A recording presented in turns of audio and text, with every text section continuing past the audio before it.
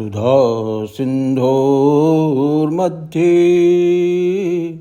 सुरविटप भाटी परिवृते मणिद्वीपे नीपोपवनवति चिन्तामणिगृहे शिवाकारे मंचे परमशिव पर्यङ्कनिलयां भजन्ति त्वां धन्या कतिचन चिदानन्दलहरीं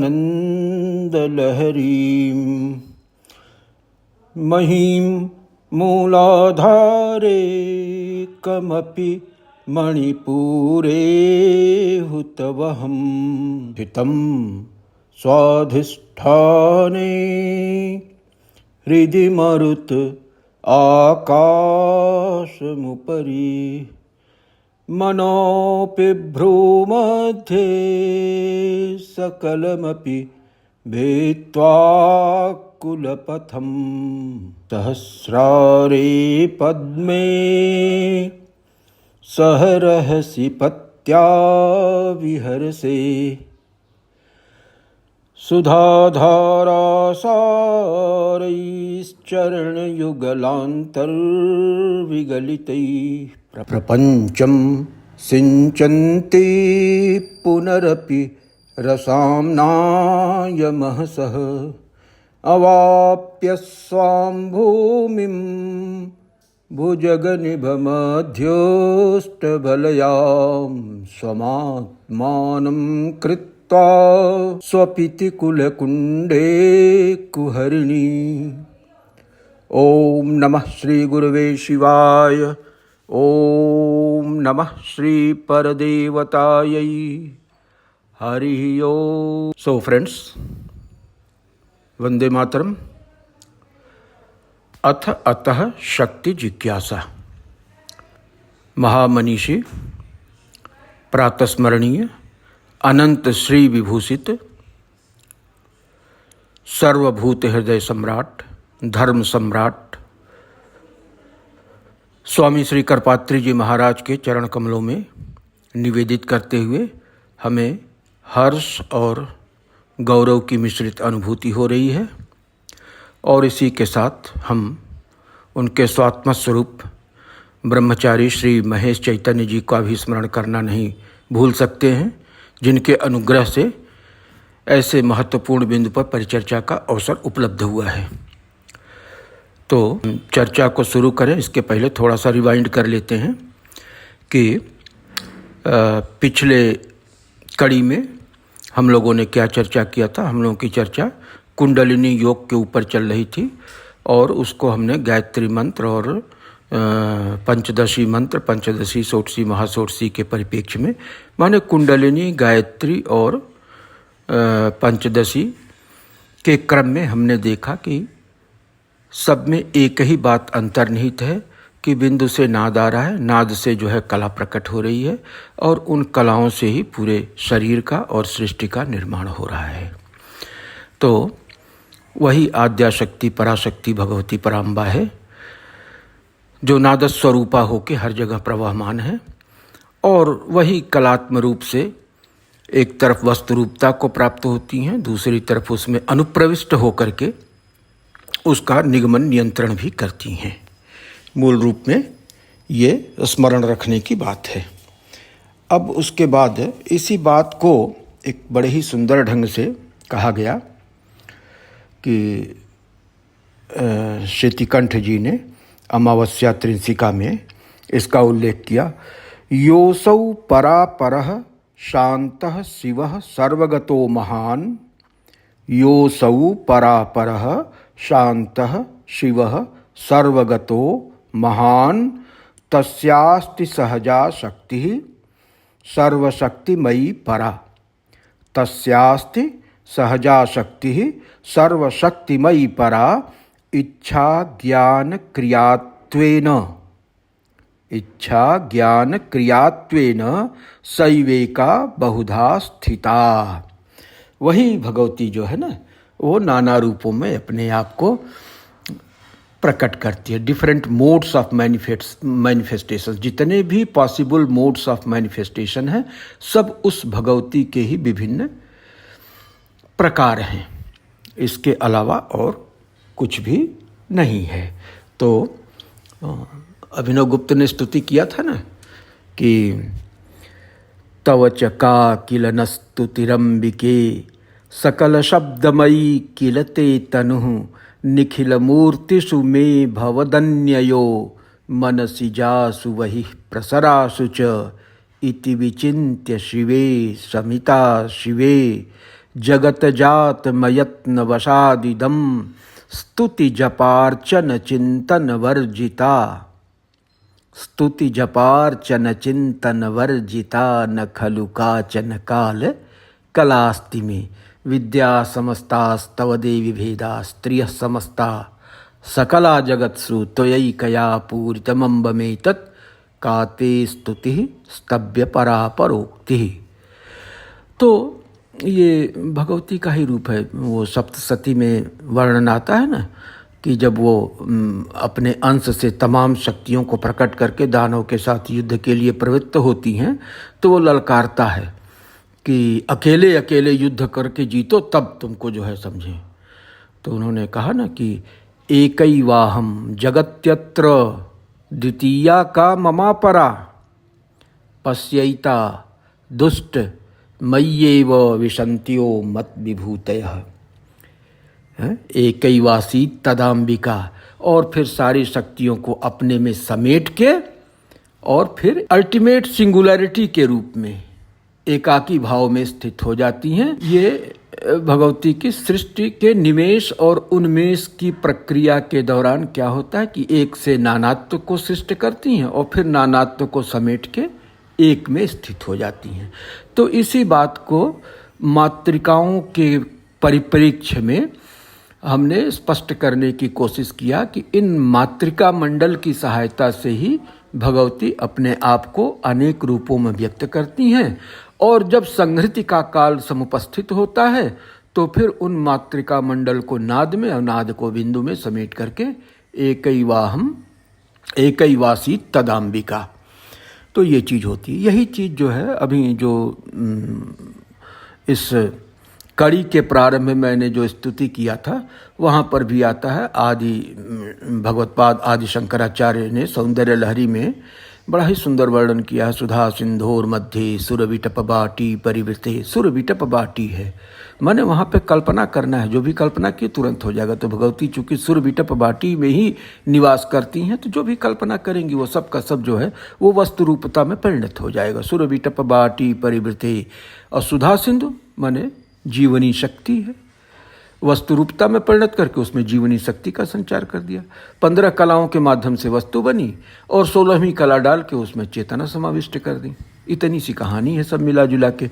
सुधा सिंधोर मध्य सुरविटप बाटी परिवृते मणिद्वीपे नीपो पवनवती चिंता मणिगृहे शिवाकारे मंचे परम शिव पर्यंक निलयाम भजन्ति त्वाम धन्या कतिचन चिदानंद लहरीम। और वही देखिए, वही बताते हैं कि 6 चक्रों में वही जो है विभिन्न तत्वों के रूप में परिणत होती हैं, और फिर उन तत्वों की जब हमारे अन्न रस के साथ वो प्रक्रिया होती है तो उस प्रक्रिया के फलस्वरूप शरीर की 7 धातुएं निर्मित होती हैं। तो वही उन्होंने कहा कि मही मूलाधारे, मूलाधार में वही मही तत्व है। कमपि मणिपुरे, मणिपुर में जल तत्व है। यहाँ पे थोड़ा सा क्रम में कुछ व्यतिक्रम दिखता है, लेकिन वास्तव में ऐसा है नहीं, उस पर अलग से चर्चा की जाएगी। कमपि मणिपुरे हुतवहम स्थितम स्वाधिष्ठाने, स्वाधिष्ठान में जल के रूप में, मणिपुर में अग्नि तत्व के रूप में, हृदय मरुत, हृदय में जो है वो वायु तत्व के रूप में, आकाश ऊपरी विशुद्धि तत्व में वही आकाश के रूप में है, और भ्रूमध्य में आके वही भगवती स्वयं को जो है मनस तत्व के रूप में परिणत करती हैं। तो मनोपि भ्रूमध्य सकलमपि भित्वा कुल पथम, और इस कुल पथ को सुषुम्ना नाड़ी मार्ग को पार करके और अंत में कहाँ सहस्रारे पद में सहरहसी पत्या विहर से, वहाँ पे परम शिव के साथ निरंतर विहार में संलग्न है। तो ये भगवती की है कि वो चक्रों में किस तरह से जो है तत्वों की उत्पत्ति होती है, तत्वों की उत्पत्ति के उपरांत किस तरह से जो है वो सप्त धातुओं की उत्पत्ति होती है। तो सृष्टि 2 चरण में होती है, चूंकि अब उस पर भी चर्चा करने से प्रकरण बहुत लंबा हो जाएगा। तो एक में शुद्ध सृष्टि है, दूसरे में जो है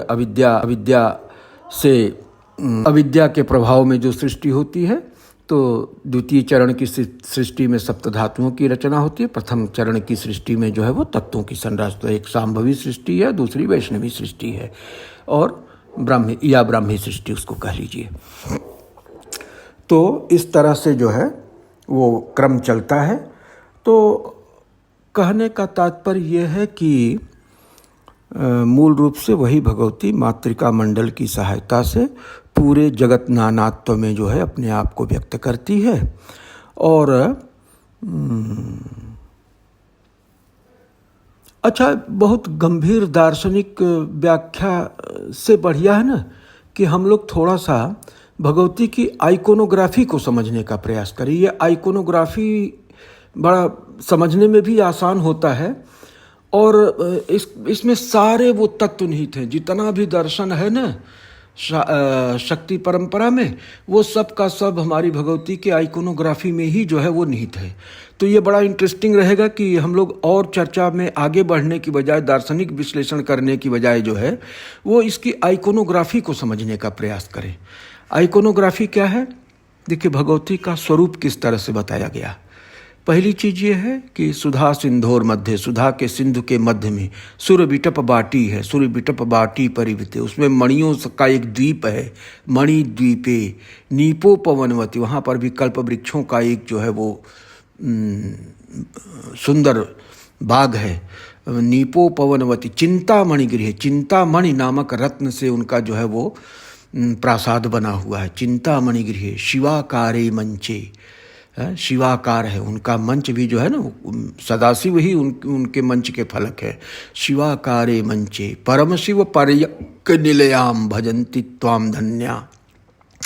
तो वो चिदानंद लहरी है। शिव के अंदर जो चिदानंद लहरी चल रही है ना, वो चिदानंद लहरी ही जब व्यक्त रूप में आती हैं, कलात्म रूप में आती हैं, तो उनका श्री विग्रह जो है पाशांकुश धनुर्वाण धरा हो जाता है, त्रिनेत्रा हो जाती हैं। रक्तांबराम रक्तधराम त्रिनेत्राम रत्नधराम त्रिनेत्राम मंदस्मितास्याम ललित स्वरूपाम उड्यान पीठो परिसन्निविष्टाम ब्रह्मात्म चक्रे किल मंत्र रूपाम। तो ये मंत्रात्मिका शक्ति होकर ब्रह्मात्म चक्र में जो है वो स्थित होती हैं। तो जब भगवती कलात्म विग्रह को धारण करती हैं, जो कि श्री यंत्र की परदेवता हैं, तो उनके विग्रह की जो परिकल्पना है, परिकल्पना क्या मतलब कि उसको परिकल्पना भी कहना ठीक नहीं होगा, है वो वास्तविकता। लेकिन चूंकि हमारे इन अज्ञानग्रस्त तिमिराच्छन्न नेत्रों के सामने वो जल्दी प्रकट नहीं होता, तो इसलिए उसको हम कल्पना ही मानते हैं। प्रारंभ में से कल्पना ही मान के साधक चलता है, और फिर जैसे जैसे उसकी अंतर्दृष्टि मुकुलित होने लगती है, खिलने लगती है, तो उसके बाद धीरे धीरे उसको अपने हृदय के दर्पण में जो है भगवती के इस स्वरूप का स्वतः ही साक्षात्कार होने लगता है। तो वो पंच प्रेतासना है, त्रिनेत्रा है, और पाशांकुश धनुर्बाण धरा है। अगर सिर्फ इतनी बात को हम लोग समझ लें, और षोडशानना पंचानना ऐसा भी कहा जाता है, तो ये जो पराशक्ति है, पराशक्ति ही परशिव का संकेत पा करके सृष्टि कर्म में प्रवृत्त होती हैं। तो पहले ये 5 एजेंसीज अपॉइंट करती हैं, अपने ही अंश से 5 एजेंसीज स्थापित करती हैं सृष्टि के संबंध में पंचकृत्य का संपादन करने के लिए। और वो 5 एजेंसीज कौन कौन से? ब्रह्म विष्णु रुद्र। ये ब्रह्म विष्णु रुद्र जो है ना, वो सृष्टि स्थिति संहार इन 3 कार्यों का संपादन करते हैं। और निग्रह और अनुग्रह इन 2 व्यापारों का संपादन करने के लिए क्या करती हैं कि ईश्वर और सदाशिव, ये 5 एजेंसियां सृष्टि से संबंधित पंचकृत्यों के संपादन के लिए वो अपॉइंट क्या करती हैं? क्रिएट करती हैं out of her own will. तो उन्होंने जो है सृष्टि स्थिति संहार निग्रह अनुग्रह सृष्टि से संबंधित ये 5 कृत्यों के संपादन के लिए 5 एजेंसियां बनाई, ब्रह्मा विष्णु रुद्र ईश्वर और सदाशिव। यही आइकोनोग्राफी में भगवती के आसन के रूप में दिखते हैं। भगवती के आसन के रूप में जो भी दिखता है वो यही जो है वो पंचप्रेतासन कहा जाता है कि पंचप्रेतासनासीन है। तो ये 5 एजेंसीज हैं जो सृष्टि से संबंधित विभिन्न क्रियाकलापों का संचालन संपादन करने के लिए डेलीगेट किए गए हैं। तो उसके बाद फिर क्या होता है? उसके बाद त्रिनेत्र किस बात का जो है? सोमाग्नि सूर्य नयनाम शिव चक्रनाथाम। सोम अग्नि और सूर्य, सत्व रज तम, सृष्टि स्थिति संहार, है ना, वामा ज्येष्ठा रौद्री। तो इस तरह से महाकाली महालक्ष्मी महासरस्वती ये त्रिगुणात्मिका जितनी भी शक्तियां हैं उनको संकेत रूप में त्रिनेत्र से जो है स्थापित किया गया। एक दृष्टि अंदर रहती है अपने आत्मस्वरूप के ऊपर रहती, एक दृष्टि सर्वदा स्वात्म स्वरूप में स्थित रहती है और 2 दृष्टियां बाहर की ओर देख रही होती है। माने उन्मेष है, यही उन्मेष है। ये अंतर्दृष्टि का आउटबाउंड हो जाना ही सृष्टि का उन्मेष है, और आउटबाउंड जो दृष्टि है उसका अंतर्दृष्टि में निविष्ट हो जाना ही जो है वो निमेष है। उन्मेष निमेषाभ्याम स्वरूपादुन्मेष प्रसरण निमेष स्थितिजुष तदद्वैतम वंदे परम शिव शक्त्यात्म निखिलम। तो इस तरह से जो है वो पंचप्रेतासन हो गया, 3 नेत्र हो गया। अच्छा, 5 जो मुख दिखाते हैं ना, 5 मुख भी जो है वही शक्ति जो है ना, जब पंचधा तत्व रूप में विभक्त होती है तन्मात्र के रूप में, मन के अंदर इच्छा जब भी होगी तो इच्छा मन हुआ तो मन के अंदर इच्छा होगी, इच्छा होगी तो इच्छा के विभाग होंगे, इच्छा के विभाग होंगे तो उसमें 5 ही विभाग संभव हैं, 6ठा विभाग संभव नहीं है, शब्द स्पर्श रूप रस गंध। तो जब 5 की बात करते हैं तो ये 5 मुख उनके द्योतक हैं, और 16 मुख अगर कहते हैं तो इन्हीं का सत्वरज तम के विभाग से 5 × 3 15 हो जाता है, और एक परापरा मंत्रात्मिका ज्ञानात्मिका शक्ति जो इनके अंदर अनुप्रविष्ट होकर के इनको चैत्य करती है। तो इस रूप में इनको षोडशी महाषोडशी की जब चर्चा आती है तो उसका संकेत इस प्रकार का है। तो ये तो हो गया मुख का, आसन का, नेत्र का। अब थोड़ा सा इनके जो अस्त्र शस्त्र हैं उनके ऊपर भी विचार कर लेते हैं। पाशांकुश धनुर्बाण धरा, मनः इक्षुधनु। मन को ही जो है वो धनुष बताया गया, जो इक्षुधनु है। इक्षुधनु का मतलब क्या? इक्षुधनु से कोई युद्ध नहीं हो सकता है। ईख की धनुष लेके आप कहाँ युद्ध करने जाएंगे? वो तो थोड़ा सा प्रहार उस पर पड़ेगा तो पता लगा कि हर गांठ से जो है छटक छटक के अलग हो जाएगा। तो ये एक दूसरा पैराडाइम है इसका। इक्षुधनु का मतलब इक्षु में जिस तरह से रसात्मकता होती है, तो मन के अंदर भी विषयों के प्रति एक जो है प्रलोभन होता है। मन विषयों की तरफ आकृष्ट होता है, और विषयों की तरफ आकृष्ट क्यों होता है? क्योंकि मन की सृष्टि ही है, मनसिज जो है ना, मन की ही सृष्टि है।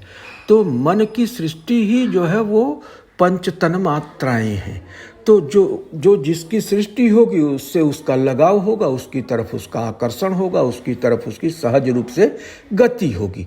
तो मनः इक्षुधनु, है ना।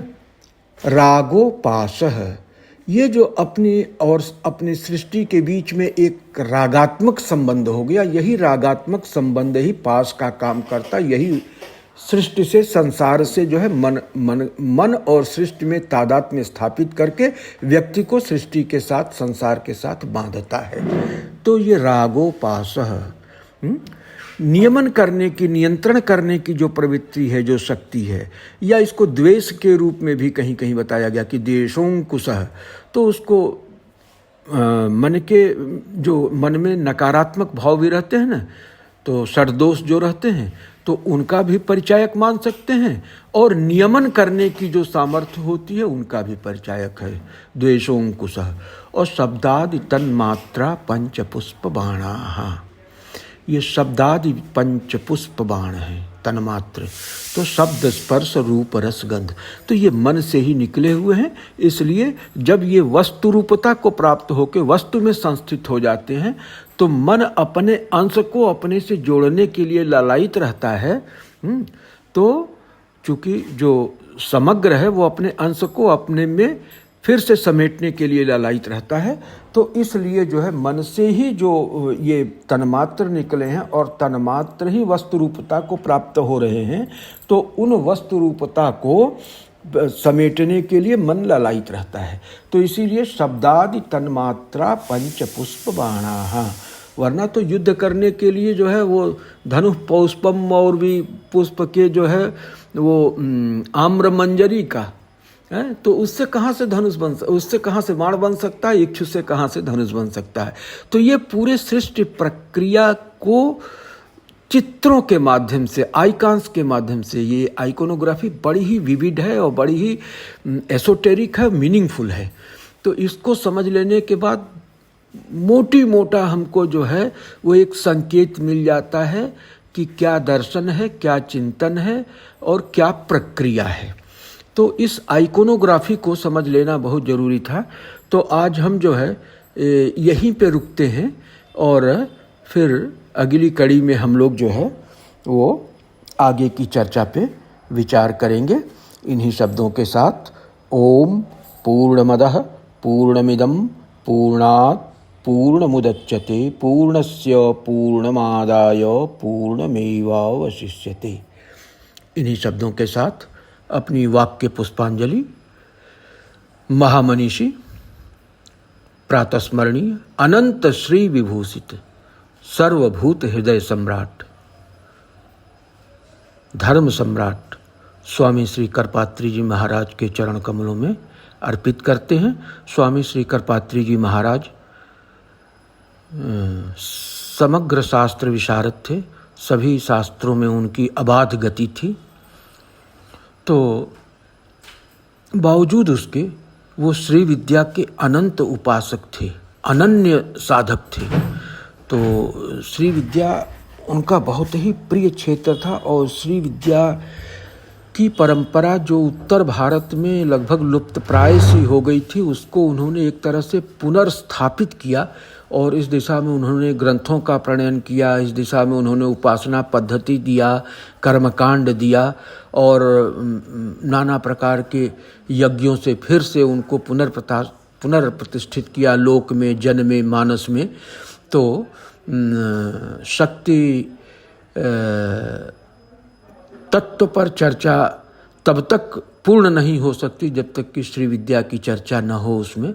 तो इसलिए हमें श्री विद्या की तरफ थोड़ा सा चलना पड़ेगा और यहाँ से इसकी शुरुआत मान लिया जाए कि हम लोग थोड़ा श्री विद्या के रूप में शक्ति तत्व के